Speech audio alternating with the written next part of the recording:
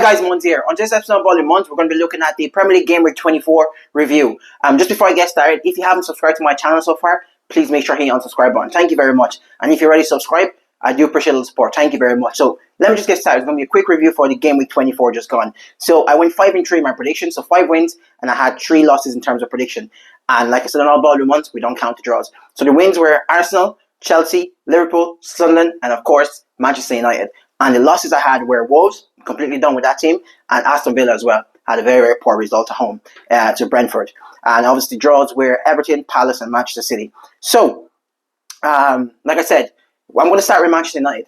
I know I did a full review on Manchester United game on the weekend already on Saturday, but I'm just going to go through really quickly in terms of the Manchester United lately. So they've had 3 wins in a row. Fantastic. Like I said, Mike Carrick has completely changed Manchester United life. It's changed my life. And when I wake up, I think of Michael Carrick. When I go to sleep, I think of Michael Carrick. When I eat food, I think of Michael Carrick. When I go to get a shower, I think of Michael Carrick. When I go get food, I think of Michael Carrick. All the time, Michael Carrick, Michael Carrick, Michael Carrick. I'm going to keep repeating that name. He's been fantastic since he got involved with Manchester United. Absolutely brilliant. 3 wins in a row. Can't ask for nothing more. We've got 2 wins against 2 of the best teams, and now we've got a very, very good victory against Fulham and one of the informed teams in the Premier League. In terms of Arsenal, great result for Arsenal. I doubted them at the start of when they lost to Manchester United, and then they went away to Leeds, which I thought was going to be a very tough game for them. But if you want to be champions, like I said in my preview for the Game Week 24, you have to go to teams like that and make a statement away. And they did that completely. They absolutely battered with Leeds. Like I said, that's champion elect. But you know football yourself.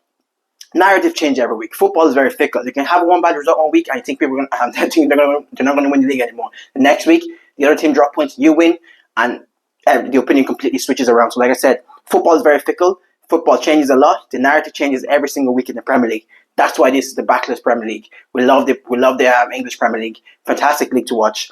In terms of Brentford, fantastic. Keith Andrews, has been absolutely fantastic. He's up to 7th now with 36 points for Brentford. At the start of the season, he was favoured to lose his job, and Brentford were favoured to go down as well.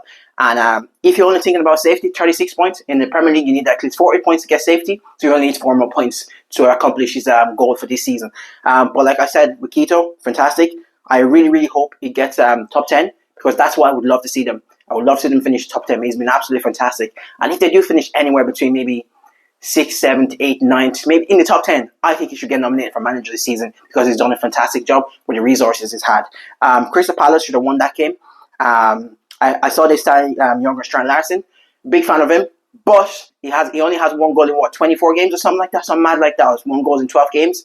But I think it's much better. I think Jurgen Strand Larson is much better than Mateta, and I think the tax price is hefty. However, I think it's going to be well worth it, because Palace create a lot of chances. Mateta doesn't put them away, and I think Jurgen Strand Larson is going to absolutely put them away. And he's going to get up to minimum around 8 to 10 Premier League goals if he starts every single game from now to the end of the season for Crystal Palace, because Crystal Palace create a lot of chances. You have Sarr behind them, you have Jeremy Pino behind them, and you're going to have Brennan Johnson as well behind them as well. So Manchester City, I think Manchester City are completely done. This is what I'm talking about. Football narrative changes week to week. Last week I thought they could come back and Arsenal, but this week I think they're completely done. Pep doesn't look motivated as he used to, and this team just aren't good enough in my opinion. This Manchester City team aren't good enough compared to the vintage Manchester City team Pep has had in the past. I think Pep could very well leave this summer, and I think Enzo Maresca might take over Chelsea.